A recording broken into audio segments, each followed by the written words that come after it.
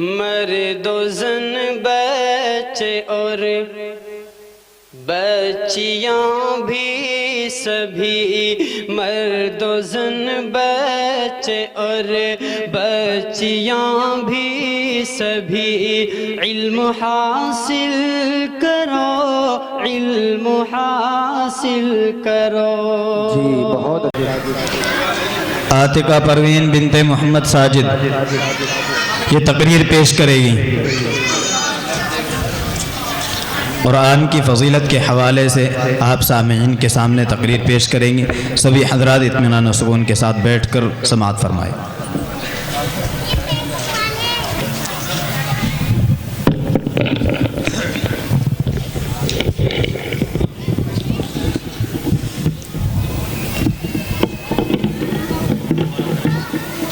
نحمده ونصلي على رسوله الكريم أما بعد فقد قال الله تبارك وتعالى في القرآن المجيد أعوذ بالله من الشيطان الرجيم بسم الله الرحمن الرحيم ذلك الكتاب لا ريب فيه هدى للمتقين وقال النبي صلى الله عليه وسلم خيركم من تعلم القرآن وعلمه۔ الہی رونق اسلام کے سامان پیدا کر، الہی رونق اسلام کے سامان پیدا کر، دلوں میں مومنوں کے الفت قرآن پیدا کر۔ صدر محترم، اسٹیج پر رونق افروز بزرگان دین اور حاضرین جلسہ، آج کی اس محفل میں اور آج کے اس مبارک اجلاس میں میرا معزز خون دنیا کی سب سے پاکیزہ اور مقدس کتاب قرآن پاک ہے۔ ہمیں چڑھتے سورج کی طرح یقین ہے کہ اس کا ایک ایک حرف سچا اور صادق ہے۔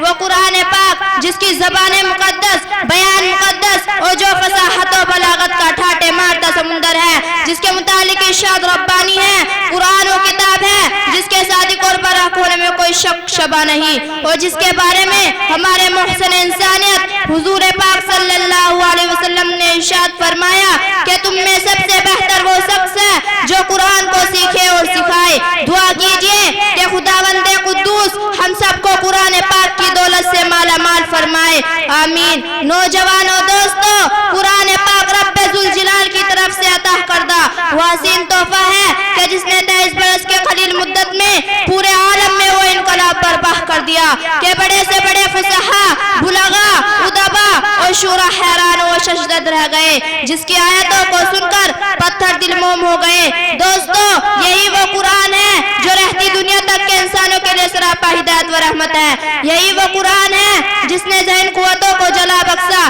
یہی وہ قرآن ہے جس نے رسول کی رسالت کو اعزاز بخشا۔ یہی وہ قرآن ہے جس کی برکت سے اجڑے چمن میں بہار پیدا ہوئی۔ محترم حضرات، آج کے اس نازک دور میں حفظ کلام پاک کو فضول سمجھا جاتا ہے، اس کے الفاظ رٹنے کو حماقت بتلایا جاتا ہے، کہا جاتا ہے کہ اس کا رٹنا اور بے سمجھے بے سود ہے۔ افسوس صد افسوس، اس قرآن پاک کے بارے میں ہمارا یہ خیال کہ جس کے بارے میں ہمارے شہنشاہ بطحا جناب محمد صلی اللہ علیہ وسلم نے ارشاد فرمایا اقرأ وارتقی ورتل کما کنت ترتل فی الدنیا فإن منزلک عند آخر تقرؤها۔ قیامت کے دن حفظ قرآن سے کہا جائے گا قرآن پڑھتا جا اور جنت کے درجوں پر چڑھتا جا، اور ٹھہر ٹھہر کر پڑھ جیسا کہ تو دنیا میں ٹھہر ٹھہر کر پڑھا کرتا تھا، بس تیرا مقام اور ٹھکانہ وہی ہے جہاں آخر آیت پر پہنچے۔ یاد رکھو، یہ قرآن دنیا کی سب سے بڑی نعمت ہے۔ یہ زمین و آسمان، چاند، سورج، ستارے کو اس نعمت کا مقابلہ نہیں کر سکتے۔ یہ قرآن رب کائنات کا مقدس اور عظیم کلام ہے، اور کیوں نہ ہو جبکہ اس کے اتارنے والا امین، جس کے ذریعے اتارا گیا وہ بھی امین، جس ذات پر نازل ہوا وہ بھی امین، جس مقام پر نازل ہوا وہ تمام مہینوں سے افضل، اور جس رات میں نازل ہوا وہ ہزاروں مہینوں سے بہتر ہے۔ اللہ کا مقدس اور پاکیزہ کلام تمام کلاموں سے افضل اور برتر ہے۔ حدیث پاک میں آتا ہے فضل کلام اللہ علی سائر الکلام کا فضل اللہ علی خلقی۔ اللہ کے کلام کو سب کلاموں پر ایسی فضیلت ہے جیسے کہ خود وقت تعالیٰ شانہ کو تمام مخلوق پر اللہ کا دلارا اور خدا کا پیارا نبی ارشاد فرماتا ہے کہ جس نے قرآن پڑھا اور اس پر عمل کیا، اس کے والدین کو کل قیامت کے دن سورج سے بھی زیادہ روشن تاج پہنایا جائے گا۔ غور करने का मकाम है कि जब वालिदैन को इस गरा कदरी नाम से नवाजा जाएगा तो खुद पढ़ने वाले के मकाम और मर्तबा का क्या आलिम होगा। अजीजात, क़यामत का मैदान होगा और ऐसे 10 आदमी जिसके लिए जहन्नम वाजिब हो चुकी होगी।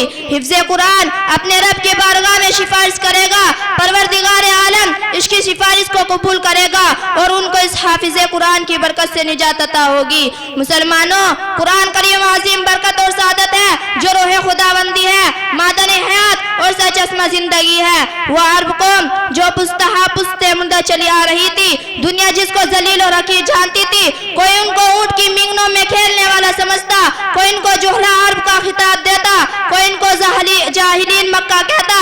लेकिन जब कुरान आया तो जिनका नाम जोहला अरब था सहाबा किराम हो गया। जिनको नफरत से याद किया जाता था उनको रज़ी अल्लाहु अन्हु व रज़वान का एजाज मिला। जिस जमाने का नाम जाहिलियत था उसका नाम खैरुल कुरून हो गया। वो मुर्दा कौम जो करवट नहीं ले सकती थी ताकतों कुव्वत से ऐसी हो गई जिसने कैसर और कसार का गुरु खाक में मिला दिया, बड़ी बड़ी सुल्तनतों और हुकूमतों का तख्ता उलट दिया। मोहतरम दोस्तों, कुरान आया तो अमन अमान सलामती आई, कुरान आया तो अहकाम मिले, शरीयत मिली, कुरान आया तो दम तोड़ती इंसानियत को हुकूक मिले, कुरान आया तो शराफत और इज्जत मिली। मुसलमानों, समझो और होशियार हो जाओ, गफलत का पर्दा जाग करो, कुरान पाक से वाबस्ता हो जाओ, वरना याद रहो तारीख हमें कभी माफ नहीं करेगी। हाजरीन जलसा, जानिसार सहाबा किराम के कुतुब खाने में कुरान पाक का अलावा कोई किताब ना थी। इसको लेकर वह आगे बढ़े और कामयाबी इनके कदम चूमती चली गई। वो कुरान ही था जिसकी बरकत से बदर के मैदान में 300 दहरा ने मक्का की किस्मत पलट दी। आज हम हैं करोड़ों में मगर दूसरी कौमें हम पर सवार है। जान हमारी महफूज नहीं, माल हमारा महफूज नहीं, इज्जतों अबरों से हमारी खिलवाड़ है। ना हमारी मसाजिद महफूज है, ना हमारे मदारिस महफूज है, जुल्म और सितम की चक्की हमारे लिए घूम रही है। हजरात, तारीख शाहिद है, जमीन और आसमान गवाह है कि 60 ने 60,000 का मुंह फेर दिया। हजरात, मैं पूछना चाहती हूँ कि वो कौन सी चीज थी जिसने सहाबा किराम में ताकत कुव्वत पैदा की। दोस्तों, यही वो कुरान पाक था जिसने एक को 1000 पर भारी कर दिया। ये सच किसी ने सच कहा है, वादा गुलबा है मोमिन के लिए कुरान में, फिर जो तो गालिब नहीं कुछ है कसर ईमान में। हजरात, अगर हम माजी की तरह हाल और मुस्तकबल को रोशन और तबानाक बनाना चाहते हैं तो कुरान पाक से वाबस्ता हो रहा होगा, इसे सीने से लगाना होगा। अगर हम चाहते हैं कि दुनिया के साथ हमारी आखिरत भी सवारी जाए तो इसकी तालीमात पर अमल करना होगा। खुदा न खास्ता आज हमने अपने बच्चों को 2 पैसे के लालच में दीन से दूर रखा, हमारी नजर उखरवी नियमतों के बजाय दुनियावी डिग्रियों पर रही तो याद रखे खुदा के यहाँ जवाब देना होगा। इसी पर मैं अपनी तकरीर को खत्म करती हूँ। दुआ कीजिए कि अल्लाह ताला तमाम मुसलमानों को कुरान सीखने, सिखलाने और इस पर अमल करने की तौफीक नसीब फरमाए। आमीन व मा अलैना इल्लल बलाग।